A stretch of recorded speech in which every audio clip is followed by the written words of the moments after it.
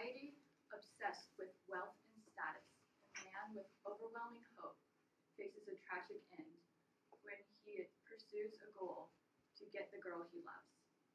In high school, we had to read a lot of classical literatures, but the one that stood out the most to me was The Great Gatsby, written by Francis Scott Fitzgerald, published in 1925.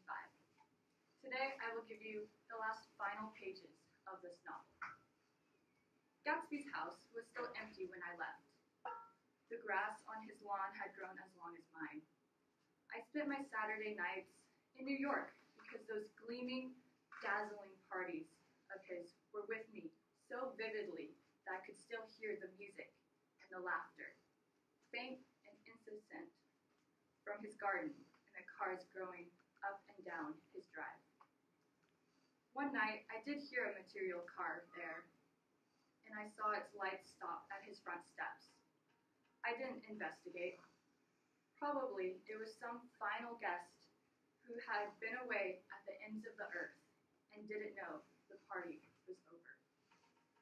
On the last night, with my trunk packed and my car sold to the grocer, I went over and looked at that huge, incoherent failure of a house once more.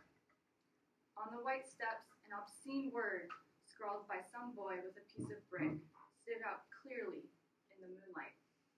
I erased it, drawing my shoe raspingly along the stone. Then I wandered down to the beach and sprawled out on the sand. Most of the big shore places were closed now, and there were hardly any lights except the shadowy, moving glow of a ferry boat across the sound.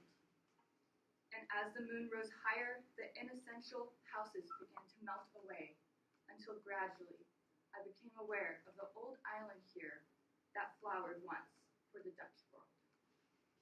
As I sat there, brooding on the old, unknown world, I thought of Gatsby's wonder when he first picked out that green light at Daisy's dock. He had come a long way to this blue lawn, and his dream must have seemed so close that he could hardly fail to grasp it. He did not know that it was already behind him, somewhere back in the vast obscurity beyond the city, where the dark fields of the Republic rolled on under the night.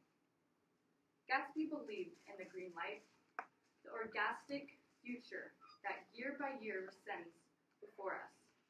It'll lose us then, but that's no matter. Tomorrow, we will run faster, stretch out our arms further, and one fine morning, so we be on,